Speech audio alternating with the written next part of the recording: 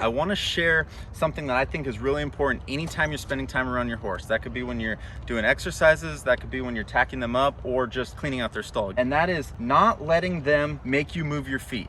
I make a point out of it. I'm standing here, she's a little bit in my bubble, but I'm making it a point to not let her back me up. And to go a step further, I make sure that multiple times a day I move her.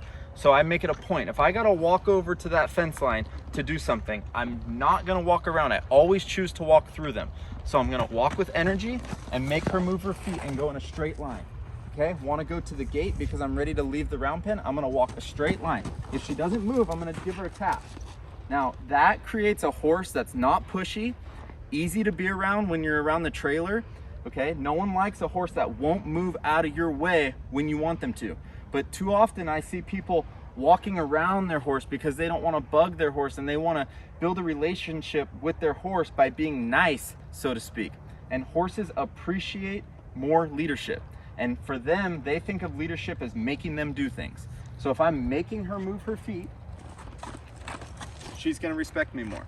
So that's one thing, is walking through the front end of them. Now, making their back feet move is good too, but it's not as effective as making their front feet move.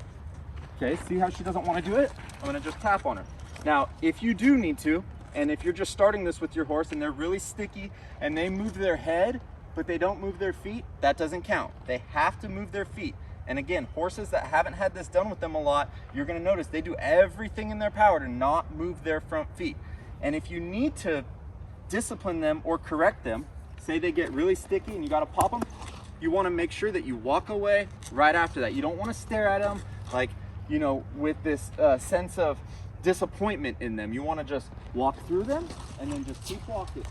And again, if you do have to correct them, you just keep on walking. And I, in my head, oftentimes go doo, doo, doo, doo, doo, just to give that energy that I'm not bothered by it.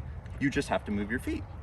Okay, so I'm not mad at you because you made me pop you on the jaw, but you got to do it. So here we go again. I want to be quicker. Just okay. So sometimes I say that out loud when I'm by myself. Sometimes I'm just thinking. I'm not mad at you. So the more often that you can make your horse move their front feet. See how she's used to moving out of my way now?